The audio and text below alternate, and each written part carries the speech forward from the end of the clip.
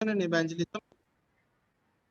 आज का जो ये संडे है हम मिशन इवेंजलिज्म के रूप में मनाते हैं और इस बात को हम डॉक्टर गिलबर्ट मैसी के तहत आज के वचन की अगुवाई के रूप में हम देखने पाएंगे। सो परमेश्वर हम सबों को वचन का जो पढ़ा गया उस पे आशीष प्रदान होवे और ये समय होगा कि हम वचन संदेश में जाएंगे। So it is all over to doctor Gilbert Massey.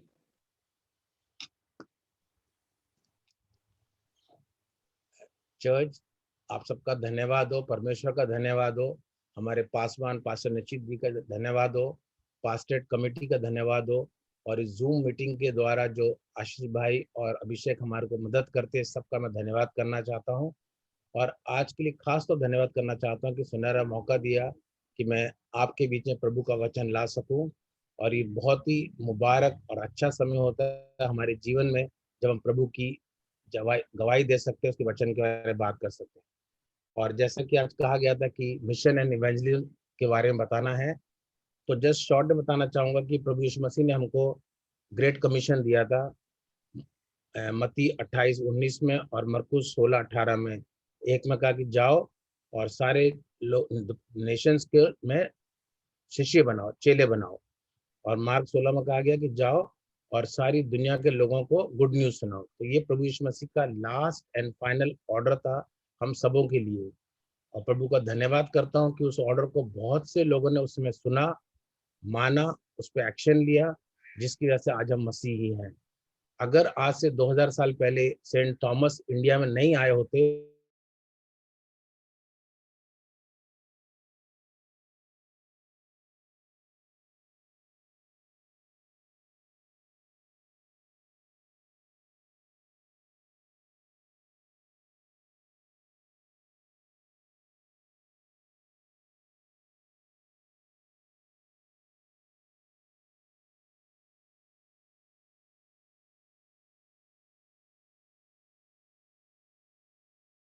हर जगह पर यही कारण है कि हमें हर जगह भारत में घूमेंगे तो हर जगह आपको मिशन स्कूल मिलेंगे, ऑर्फनेज मिलेंगे, हॉस्पिटल मिलेंगे, बहुत सी संस्थाएं मिलेंगी जो प्रभु यीशु मसीह का काम कर रही हैं, बहुत से चर्चेज मिलेंगे।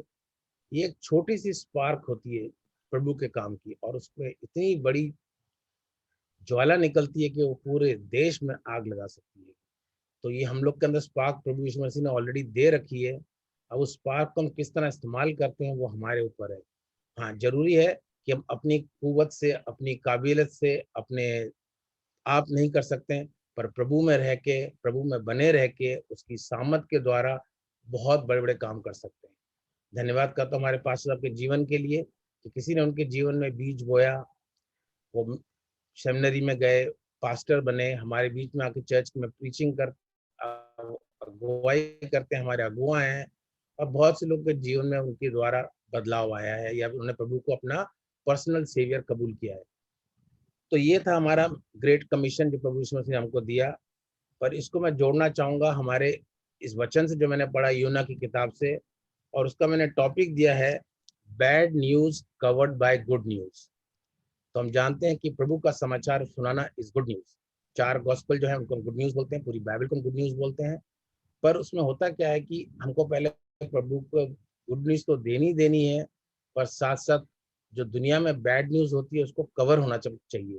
क्योंकि हर इंसान के जीवन में दुख, तकलीफ, परेशानी, बीमारियां, कमी, घटियां, मारियां, बीमारियां, पैंडेमिक्स, क्या क्या फैला हुआ है। पर हम देखते हैं कि किस तरीके से हर बैड न्यूज जो है वो एक गुड न्यूज से कवर्ड होती है, प्रोटेक्टेड होती है बाय ग्रेस ऑफ गॉड। तो योना किताब में हम देखते हैं कि वो योना जो है वो एक रिबल प्रॉफिट था। प्रॉफिट का काम है प्रभु के वचन को सुनाना। पूरे ओल्ड टेस्टमेंट में हम देखते हैं बहुत से प्रॉफिट्स हैं, 6 बड़े प्रॉफिट्स हैंगे और 13 शायद स्मॉल प्रॉफिट्स हैंगे। और ये सब ने 12 स्मॉल स्मॉल प्रॉफिट्स हैं। इन सब ने प्रभु के वचन को बताया। उन्होंने सब बताया कि इजराइल के लोग जिनको प्रभु यीशु मसीह मिस्र देश से छुड़ा के लेकर आया, वो किस तरह धीरे धीरे दुनिया में मिलते जा रहे थे और प्रभु के मार्ग से हट जाते थे, कुड़कुड़ाते थे, बुराई करते थे, प्रभु के सामने अपना दुखड़ा बोलते थे और अच्छी बातें भूल जाते थे। और उनको फिर सजा के रूप में बेबीलोन के राजा ने आके, नबूकदनेस्सर ने उनको कैद बना के ले गया और 70 साल तक गुलामी में रहे। अभी जैसे मैं किताब एजिकेल की पढ़ रहा हूँ, उससे पहले यिर्मयाह पढ़ा। दोनों नबी ने बार बार उन लोगों को समझाया, कहा देखो मन फिराओ, नहीं तो तुमको कैप्टिविटी में ले जाया जाएगा, तुम्हारा नाश हो जाएगा। उनने नहीं सुना। उसका नतीजा ये हुआ कि इतना बड़ा प्यारा जो मंदिर सुलेमान बादशाह ने बनाया वो तोड़ दिया गया था। सारा सामान वहाँ का नबूकदनेस्सर उठा के ले गया और 70 साल तक गुलामी में रहे। ये थी बैड न्यूज। और उसके बाद भी प्रभु ने गुड न्यूज ये दी कि उस समय ईरान या क्या फारस, क्या बोलेंगे फारस को इंग्लिश में, फारस देश के राजा को तैयार किया कि वो इन लोगों को छुटकारा देगा और ये वापस जाएंगे और उस मंदिर को बनाएंगे। तो प्रभु जब हमारे जीवन में बैड समय आता है, उस समय प्रभु अपना काम करना छोड़ता नहीं है। वो फिर भी हमसे जुड़ा रहता है, कोशिश करता है कि कैसे उस बैड समय में भी हमारे लिए वो गुड समय प्रिपेयर कर रहेगा। तो हम देखते हैं योना के जीवन में कि वो उसको कहा गया था कि तुम जाओ और जाके खबर सुनाओ कि निनवा के लोग जो बहुत पाप में पड़ गए हैं उनका नाश होने वाला है।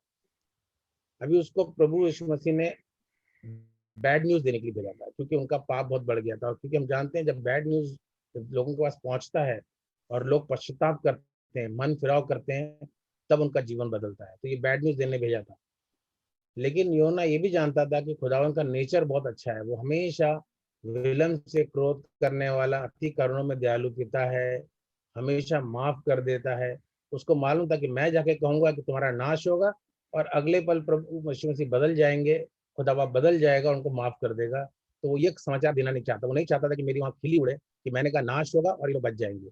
उस चीज से बचने के लिए वो वहां से भागा तर्शीश की तरफ। और उसको जैसे हम कहानी जानते हैं कि उसको एक जहाज मिला, जहाज में चढ़ गया। और चढ़ने के बाद जब जहाज में जा रहा था, बहुत बड़ा प्रभु उसमें खुदा बाप ने एक तूफान भेजा और वो जहाज ऑलमोस्ट डूबने के स्टेट में आ गया। और वहां पर उनको पता चला कि किसी ने कुछ पाप किया जिसकी वजह से ये इतना बड़ा तूफान आया है। चिट्ठी डाली गई और चिट्ठी योना के नाम पे निकली। और योना ने कहा ठीक है, मेरी गलती से ये हुआ है, तो मुझे समुद्र में फेंक दो और फिर सब कुछ शांत हो जाएगा।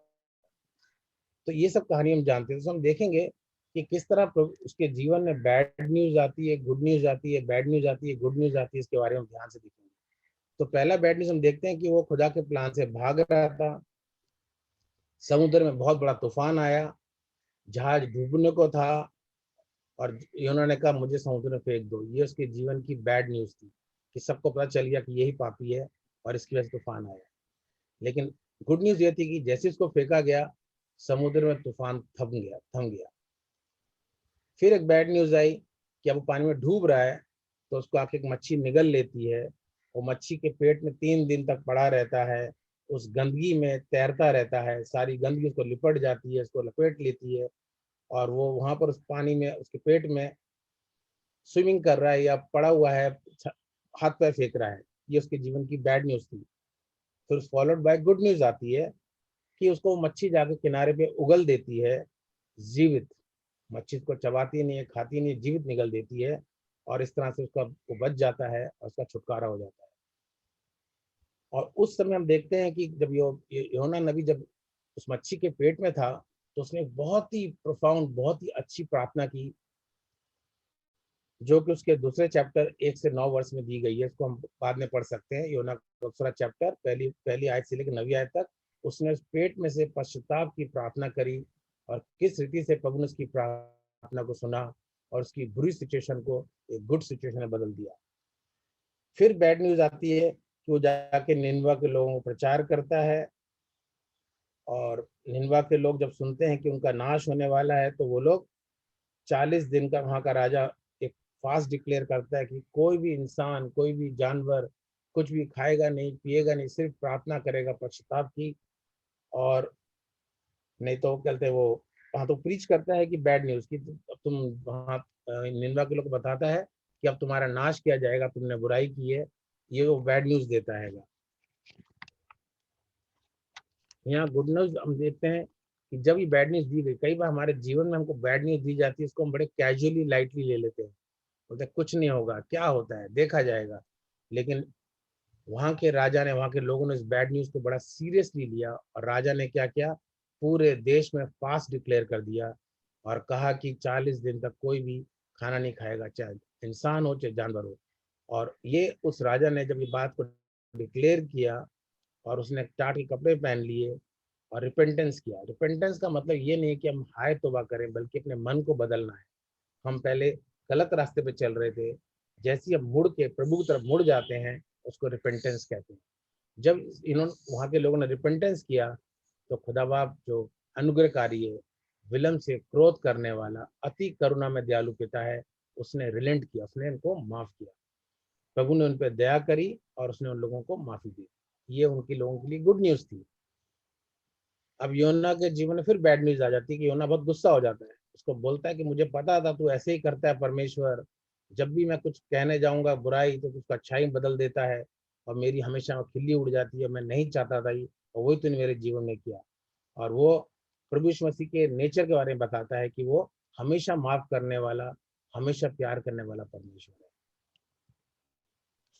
गुड न्यूज देखते हैं यहाँ पर हम, he describe the greatest attitude of God. Prabhu Yeshu Masih की सबसे बड़ी जो खूबियत है वो बताता है यही कि प्रभु यीशु मसीह दयालु है, कृपालु है, विलम्ब से क्रोध करने वाला, अति करुणा में और दयालु पिता है। और प्रभु यीशु मसीह उस उन लोग को उस आजमाइश से बचा डालता है। फिर बैड न्यूज आती है। योना जो है प्रभु यीशु मसीह के सामने दुहाई देता है और कहता है कि तूने ऐसा कर दिया, अब देख मेरी बात सब फेल हो गई। और वो दुखी हो जाता है योना, और एक तरफ दूर जाके बैठ जाता है। जब वो नाराज हो जाता है और प्रभु की उपस्थिति से चला जाता है, प्रभु बहुत ही दयालु पिता है, वो छोड़ता नहीं है। आज अगर बच्चा नाराज होकर बैठ जाता है तो माँ बोलती जाओ बैठ जाओ, नहीं खाना खाते मत खाओ, बैठे रहो, देखा जाएगा जो देखा जाएगा। और बच्चा वेट करता है कि माँ कब बुलाएगी कब बुलाएगी, और माँ भी दयालु है, बुला लेती है। इसी तरह हमारा परमेश्वर भी ऐसा ही है। जब योना गुस्सा होकर बैठ गया और फिर कुड़कुड़ाने लगा, प्रभु से कहने लगा कि तूने मेरी खिल्ली उड़ा दी, मेरा मजाक उड़ गया इस जगह में, तो प्रभु यीशु मसीह ने उसकी सुधि ली और उसको जाकर उसको काउंसिल किया और उसको कहा कि तुझे गुस्सा होने का क्या अधिकार है। तो प्रभु यीशु मसीह हमारे काउंसिल करता है। हमारी परिस्थितियां खराब होने, विपरीत होने पर भी एक जन जो है हमेशा हमारे साथ बना रहता है, वो हमारा परमेश्वर है। चाहे हमारी हालत अच्छी हो, बुरी हो, खुशी की हो, दुख की हो, गम की हो, बहुत बड़ा तूफान आ चुका हो, एक साथी जो हमेशा हमारे साथ रहता है वो है यीशु मसीह, खुदा बाप, जो हमेशा अपनी नजर टिकाकर हमको देखता रहता है। हमारी नजर उससे हट सकती है पर उसकी नजर हमसे कभी नहीं हटती। तो वो योना पे नजर करता है और जाके उसको काउंसिल करता है।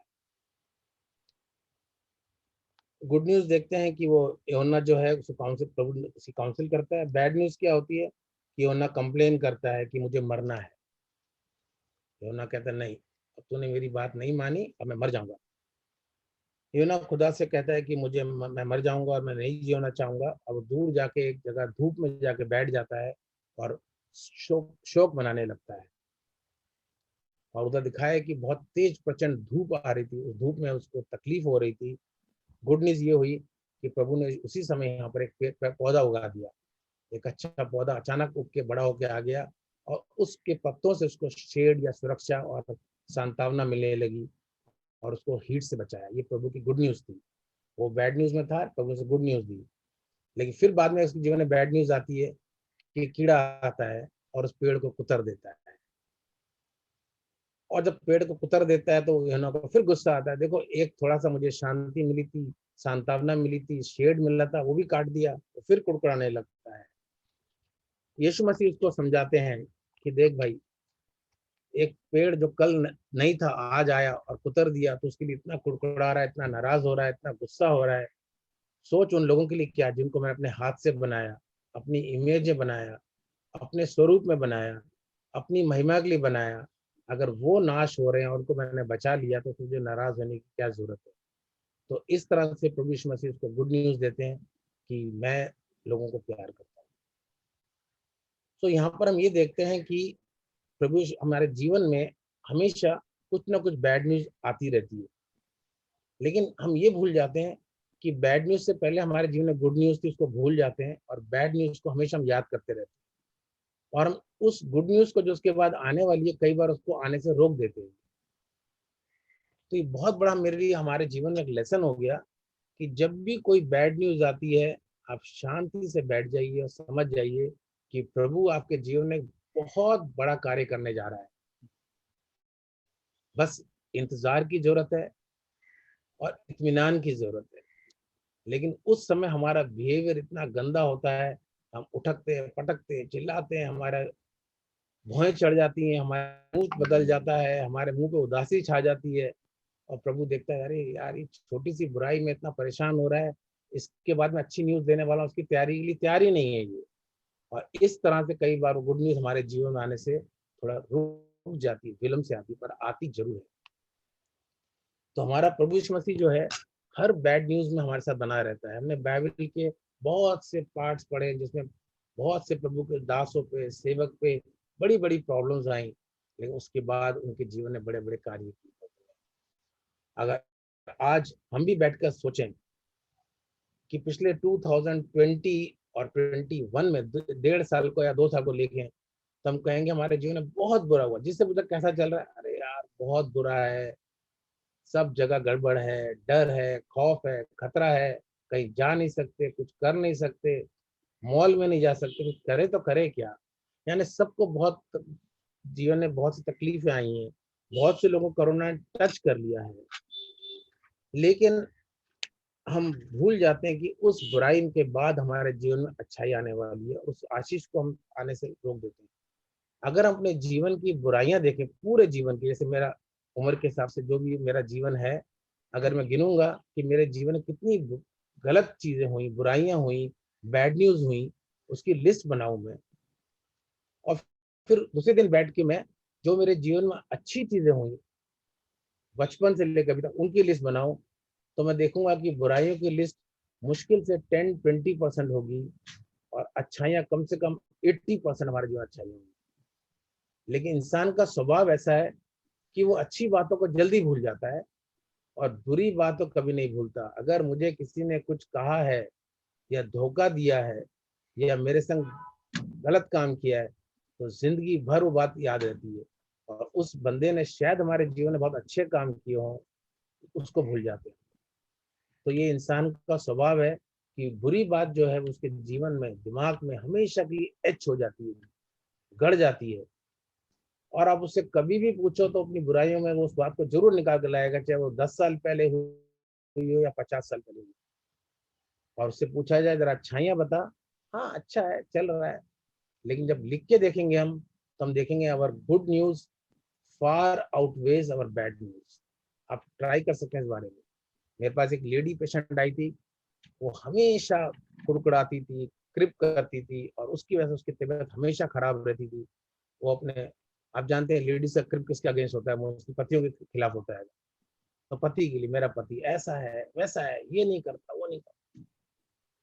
तो मैंने उसको एक दिन ऐसे जस्ट मेरे दिमाग में आया, मैंने प्रभु के वचन के हिसाब से उससे कहा, मैंने काम कीजिए, आप घर में जाके आज अपनी लिस्ट बनाइए कि आपके पति ने क्या क्या बुराइयां की, और जितनी बुराइयां याद आ सकती हैं अपने 20 साल के शादी जीवन में एक एक लिख दीजिए, कोई छोड़ेगा मत मैडम, सब लिख दीजिए बस आप। और उसके बाद 2-3 दिन के बाद उसकी कुछ थोड़ी सी अच्छाइयां आप लिखिए, क्या आपने अच्छा किया उसने आपके लिए। कभी आपको गिफ्ट ला के दिया, कभी प्यार किया, आपको प्यारे बच्चे दिए, परिवार दिया, घर दिया, आपको घुमाने ले गया, आपकी इलाज बीमारी में आपके साथ रहा। और आप बिलीव नहीं करोगे, लेडी आके बोलती है, सर आपने ठीक बताया कि बुराइयां बहुत कम निकली, अच्छाइयां बहुत ज्यादा। तो this is the test for our self to see कि प्रभु जब भी हमारे जीवन में कोई बुराई आती है, उसके बाद बहुत अच्छाइयां आती है, और अच्छाइयों की लिस्ट अनलिमिटेड है, और अच्छाइयां आती रहेंगी। बुराइयां शायद आगे ना भी आए, पर अच्छाइयां तो डेफिनेटली आती रहेंगी। बुरा समय आएगा, it will covered by good news all the time.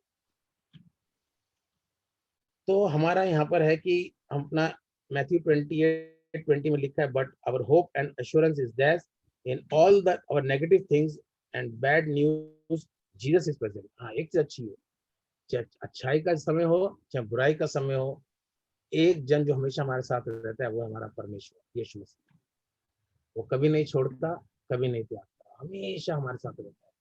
चाहे मेरी सिचुएशन कितनी भी खराब हो, अगर मैं 2 मिनट सोचूंगा तो हाँ परमेश्वर मेरे साथ है। क्योंकि जब वो होता है तो पता कैसे चलता है परमेश्वर हमारी बुराई में हमारे साथ है, एक अजीब तसल्ली हमारे जीवन में आ जाती है, एक फॉरगिवनेस की भावना आती है।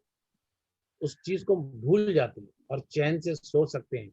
अगर इंसान अपनी जीवन की बुराइयां, कठिन समय को याद करता रहे, तो मैं आपको लिख के देता हूं कि कोई कभी चैन से सो नहीं सकता। यदि हम सब में से आप सबको अच्छी नींद आती है, तो ये प्रभु का बहुत बड़ा अनुग्रह है कि वो हमारे साथ हमारी बुराइयों को भुला डालता है, एटलीस्ट रात को 12 घंटे के लिए, जिससे कि हमको अच्छी नींद आ जाती है, और सुबह उठा देता है, वो भी इसका अनुग्रह है। क्योंकि बुराइयों में हम रहेंगे तो हो सकता है हमारा जीवन वहीं पर एंड हो जाए। कई लोगों को रात में अटैक आ जाता है, अर्ली मॉर्निंग हार्ट अटैक आ जाता है, सुबह लोग देखते हैं कि अरे तो ठीक सोया था, उठ ही नहीं रहा है, हिल नहीं रहा है, क्या हो गया? तो ये प्रभु का अनुग्रह है।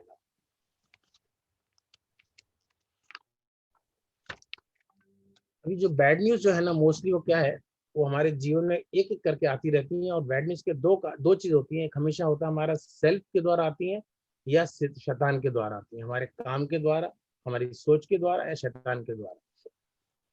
तो सबसे बड़ी चीज है जो हमारे जीवन में बैड न्यूज देती है, वो कंडेमेशन। जब भी हमारे सबको बुरा होता है, हम कंडेम करते हैं अपने आप को, ऐसा क्यों हुआ मेरे साथ, कैसे हो गया, क्यों कोई कर सकता है, इतना बड़ा धोखा क्यों दिया मेरे जीवन में उसने, क्या मैंने उसका बिगाड़ा था। तो कंडेमेशन।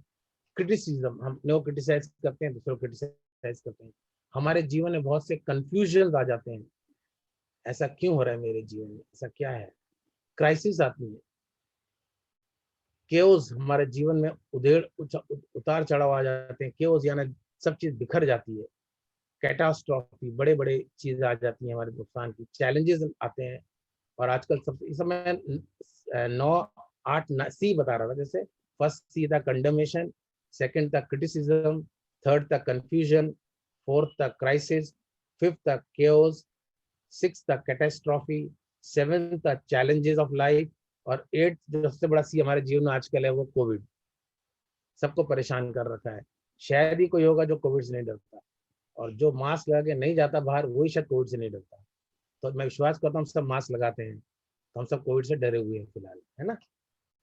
अभी इसमें हमारा रिएक्शन क्या होता है, जब जब हमारे बैड न्यूज आती है, तो हमारा रिएक्शन क्या होता है, हम क्रिप करते हैं, रोते हैं, ग्रम्बल करते हैं, कंप्लेन करते हैं, मोन करते हैं, बुराइयां करते हैं, स्लैंडर करते हैं, गुस्सा होते हैं, निराश हो जाते हैं, प्रभु की उपस्थिति से कई बार हट जाते हैं। कई लोग नाराज होकर बाइबल पढ़ना छोड़ देते हैं, दुआ करना छोड़ देते हैं। क्या फायदा दुआ करके, क्या फायदा बाइबल पढ़ के, जब कुछ नहीं हो रहा है तो। और हम लोग के अंदर कई बार की डिसेबिलिटी आ जाती है, और फियर और ब्लूम आ जाता है। ये बैड न्यूज के साथ जुड़ी चीजें हैं। पर उसके ऑपोजिट में गुड न्यूज से क्या होता है, हमारे जीवन बहुत चीजें होती हैं। हम गुड न्यूज में हमारे जीवन में क्या होता है कि हम अपने अच्छी चीजों के बारे में सोचते हैं, अपने हैप्पी टाइम के बारे में सोचते हैं, तो हम लोग के अंदर एक एफर्वेसेंस आती है, एक जॉय आता है। कल आशीष भाई को बहुत बड़ी गुड न्यूज मिली, महिमा 84% लेके पास हुई। He must be bubbling with Joy, effervescent. अरे मेरी बेटी है, मेरी तरह मार्क्स लाएगी। शायद आशीष ज्यादा लाई होगी, मैं बोल नहीं सकता हूँ। But anyway, what I am trying to say is that कि हम लोग एफर्वेसेंट हो जाते हैं, खुश हो जाते हैं, हम हंसते हैं। और जब हंसते हैं तो खुश होते हैं, खुश होते हैं तो हेल्दी होते हैं। कोई कहे कि डॉक्टर साहब इतने मोटे क्यों, हेल्दी क्यों? अरे मैं खुश रहता हूँ, इसलिए मेरे को एक रोटी खाता तो मेरे अंक को लग जाती है, तो खुशी होती है हमको। हम प्रभु के नजदीक में आ जाते हैं। ये बहुत अच्छी बात है, जब खुश रहते हैं तो प्रभु का धन्यवाद देने को मन करता है। हम प्रभु की और नजदीकी में आते हैं, उपस्थिति में आते हैं, उसकी प्रेजेंस में आते हैं। हम प्रभु के गाने गुनगुनाना शुरू कर देते हैं, जबूर गाना शुरू कर देते हैं। हम ज्यादा बाइबल पढ़ना शुरू कर देते हैं, ज्यादा प्रभु की गुड न्यूज पढ़ना शुरू करते हैं, अनॉइंटेड समन सुनते हैं, प्रभु के लोगों से फेलोशिप करते हैं। Wednesday mid week fellowship, Sunday meeting और WCS मीटिंग शुरू हो जाती है। हम एक दूसरे को माफ करते हैं, एक दूसरे से माफी मांगते हैं। दोनों इंपॉर्टेंट है। एक बार को माफ करना शायद थोड़ा आसान है कि मुंह से बोलते हैं माफ किया, लेकिन किसी से माफी मांगना बहुत बड़ा दुख होता है, बहुत तकलीफ होती है। मुझे माफ कर दो आशीष भाई, मैंने आपको 2016 में कुछ गलत कह दिया था। तो हमें माफ करने लग जाते हैं हम लोग खुशी के मारे, और माफी मांग भी लेते हैं। हमारा मूड बहुत एलिवेटेड हो जाता है, और हमारे जीवन में जो उधेड़बुन होती है सारी खत्म हो जाती है। तो अब हमने यहाँ देख लिया कितने डिसएडवांटेजेस हैं बैड न्यूज के, और कितने एडवांटेजेस हैं गुड न्यूज के। अब क्वेश्चन ये है कि हमारे जीवन में व्हेन टू पीपल मीट, हम क्या शेयर करते हैं। अब यहाँ पर हमारे इवेंजलिज्म का काम शुरू हो जाता है कि जब दो लोग मिलते हैं तो हम क्या शेयर करते हैं। जब दो लेडीज मिलती हैं तो वो अपने ड्रेस के बारे में शेयर करते हैं, अपने कलर्स के बारे में, अपने नेल पेंट्स के बारे में, लिपस्टिक्स के बारे में, और बहुत सी चीजें जो उन्हें खरीदी करी उसके बारे में डिस्कस करते हैं। जब जेंट्स मिलते हैं तो अपने अचीवमेंट के बारे में करते हैं, मैंने ये ले लिया, वो खरीद लिया, नई कार आ गई मेरे पास, ये आ गया, वो आ गया।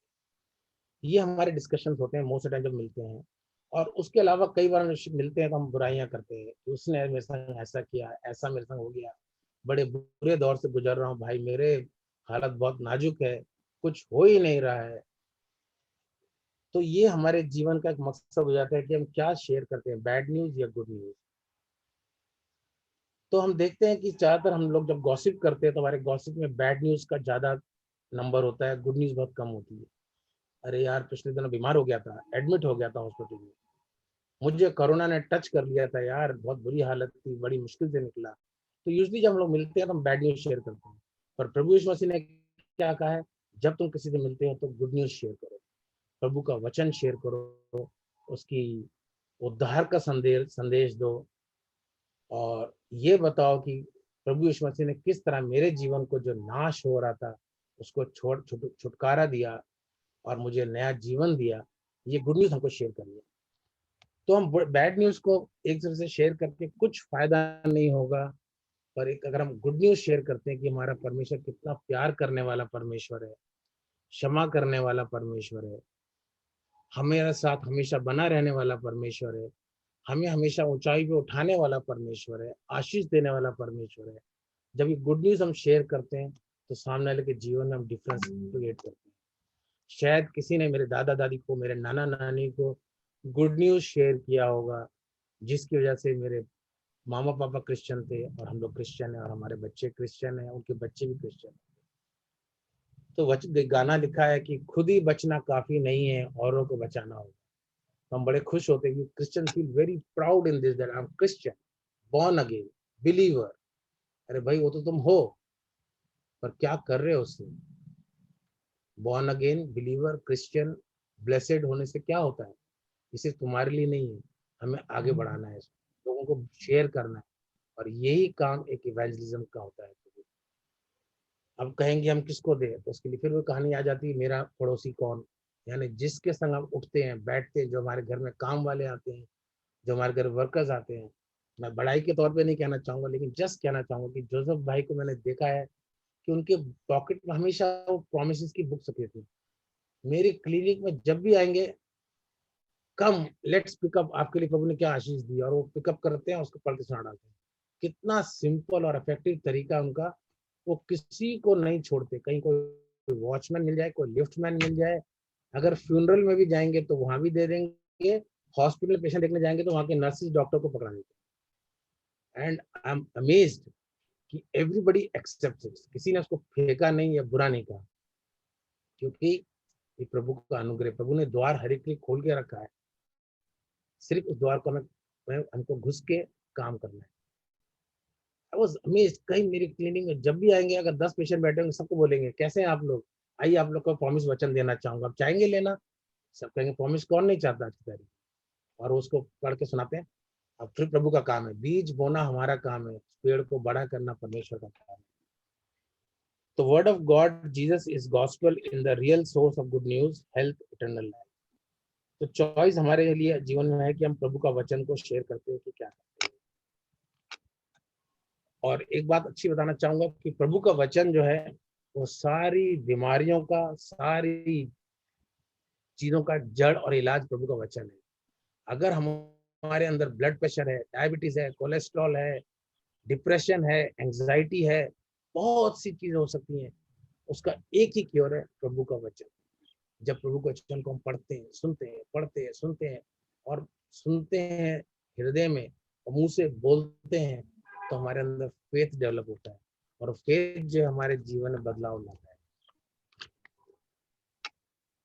तो जस्ट मैं थोड़ा देर में खत्म करना चाहूंगा, 2-3 पॉइंट्स और हैं। तो बैड न्यूज जो है वो हमेशा हमको गुस्सा दिलाती है, एंग्री करती है और एजिटेटेड कर देती है। जब बैड न्यूज आती है ना, कोई हम बैड न्यूज देखा तो हम एकदम भड़क जाते हैं, एंग्री हो जाते हैं और एजिटेटेड हो जाते हैं। और उस समय हमारे बॉडी में एक हार्मोन होता है जिसको बोलते हैं कॉर्टिजोन या कॉर्टिजोल, वो निकलता है। और वो सबसे खतरनाक हार्मोन है। वो हमारे अंदर एक हीट पैदा करता है, एक, और हमारे अंदर बहुत से ये हार्मोन से एसिडिटी होती है, बाइल प्रोड्यूस होता है, एग्रेशन आता है, और हमारे अंदर जो बीमारियां इसलिए बढ़ती है। कई लोग जो बीमार रहते हैं उसका एक कारण ये कि उनका कॉर्टिजोन लेवल उनका चेक किया जाए तो बहुत हाई निकलेगा, क्योंकि हर उनकी सोच में जब उनको गलत न्यूज मिलती है तो वो रिएक्ट करते हैं और उसमें कॉर्टिजोल हार्मोन निकलता है। लेकिन उसके विपरीत बड़ी अच्छी बात है कि बैड हार्मोन एक कॉर्टिजोन और एक का और हो सकता है, पर गुड हार्मोन ऑलमोस्ट 3-4 हैंगे। वो जब हम अच्छी न्यूज सुनते हैं रिलीज होते हैं, और वो है डोपामिन, सेरोटोनिन और एंडोर्फिन। फिर से कहूंगा, डोपामिन, सेरोटोनिन और एंडोर्फिन। अभी तीनों हार्मोन का अलग पढ़ेंगे ना, तो ये हमारे अंदर गुड फील फैक्टर लाते हैं। डोपामिन हमारे नर्व्स को काम करता है, सेरोटोनिन हमारी सोच को अच्छा करता है, और एंडोर्फिन हमारे अंदर हीलिंग लाता है। तो जितनी बार हम गुड न्यूज सुनते हैं हमारे अंदर गुड हार्मोन रिलीज होते हैं, जितनी बार हम बैड न्यूज सुनते हैं बैड हार्मोन रिलीज होते हैं। बैड हार्मोन हमको बीमार करते हैं, गुड हार्मोन हमको शिफा देते हैं, एलिवेट करते हैं, उस प्रॉब्लम से निकालते हैं।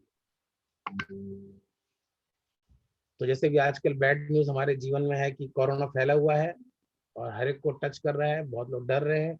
कल एक डॉक्टर या कोई बता रहा था कि शायद ही कोई ऐसा परिवार का आदमी होगा जो कह सकता है कि उसके कोई भी खास रिलेटिव में या पहचान में कोरोना में किसी की डेथ ना हुई। शायद ही कोई ऐसा होगा। यानी हर एक अगर अपनी फैमिली मेंबर एक्सटेंडेड में देखेगा तो कहीं ना कहीं किसी को कोरोना ने अटैक किया था और उसने अपनी जिंदगी को खो दिया है। तो ये हमारे अंदर डर का भावना लाता है। अब इसका गुड न्यूज ये है कि इसको फाइटिंग के लिए ट्रीटमेंट तो आ ही चुका है और वैक्सीन भी आ चुका है, और साइंटिस्ट बिलीव कर रहे हैं कि हर्ड इम्यूनिटी डेवलप होगी। हर्ड मतलब HERD। जो जब ज्यादा लोग 50-60% लोग जब इस बीमारी से पीड़ित हो चुके होते हैं तो उनके अंदर एंटीबॉडीज बन जाती हैं, और वो एंटीबॉडीज बीमारी से उनको बचाती हैं, और वो पूरे एरिया और सोसाइटी में फैल जाती है, और सब लोग के अंदर नेचुरल इम्यूनिटी आ जाती है। उसको बोलते हैं हर्ड इम्यूनिटी। हमारे जीवन में जो है वो है हर्ड इम्यूनिटी, HEARD, हर्ड। हमने जो सुना वो इम्यूनिटी पैदा करता है। क्या सुना? प्रभु का वचन।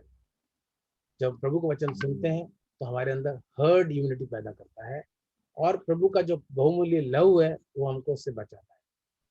तो हमको वैक्सीन, ट्रीटमेंट और हर्ड इम्यूनिटी पे इतना डिपेंड नहीं करना। ठीक है, बचाया तो बचाया, कोई बात नहीं, चलेगा। लेकिन जो हर्ड इम्यूनिटी है, जो प्रभु का वचन हमने सुना और प्रभु का प्रेशियस लव जिसने हमको धोया है, वो हमारे लिए बीमारी बचाने के लिए बहुत काफी है। हमारे जीवन में बैड न्यूज ये है, सबके जीवन में बैड न्यूज थी। Roman 6:23, for the wages of sin is death but gift of God is eternal life in Christ Jesus our Lord. ये हमारे लिए बुरी न्यूज थी कि मनुष्य जो पैदा हुआ है वो मौत में, पाप में पैदा होता है, पाप में मर जाता है। और गुड न्यूज जो है वो यूहन्ना 3:16 में मिलती है कि परमेश्वर ने जगत से ऐसा प्यार किया कि उसने अपना इकलौता पुत्र दे दिया, ताकि जो कोई उस पर विश्वास लाए नाश न हो परंतु अनंत जीवन पाए। तो दुनिया में हम देखते हैं हर जगह डर है और लोग घबराए हुए हैंगे। सब डरते हैं छूने के लिए, किस चीज को छुएंगे नहीं लग जाएगा मेरे के लिए। कितने लोग ग्लव्स पहन के आते हैं, कितने लोग बाहर निकलते हैं ग्लव्स पहन के निकलते हैं। सैनिटाइजर उनकी जेब में दिखता रहता है कि हर मिनट में लगाते रहते हैं, और उनके अंदर कोई आशा नहीं है। वो निराशा में घूम रहे हैं क्योंकि पता है कि कभी भी वायरस छू लेगा उनको। लेकिन गुड न्यूज ये हमारे लिए ये है कि हमारे पास ब्लेसेड एश्योरेंस है कि हमें कोई चीज छू नहीं सकती। प्रभु के वचन हम देखेंगे तो कहता है कोई बुराई तेरे नजदीक नहीं आ सकती। तेरे एक और 1000 गिरेंगे, दूसरे 10,000 गिरेंगे। यदि ईश्वर से हम विश्वास करते हैं और उसके छिदे हुए हाथ को हम छू लेते हैं तो हमारे अंदर चंगाई आ जाती है। हमारे अंदर एक लिविंग होप है कि जब तक हम जीवित हैं परमेश्वर हमारे साथ है, कभी छोड़ेगा नहीं, कभी त्यागेगा नहीं। ये गुड न्यूज अगर हम प्रभु लोगों को देंगे तो लोगों के जीवन में बहुत सा बदलाव आ सकता है। बस इतना ही वचन कहना चाहूंगा कि बाइबल में ये जो वचन मैंने बताया थे कि प्रभु जुलम से क्रोध करने वाला, अति करुणा में दयालु पिता है, ये बाइबल में शायद 7 जगह पर इसका वर्णन किया गया है।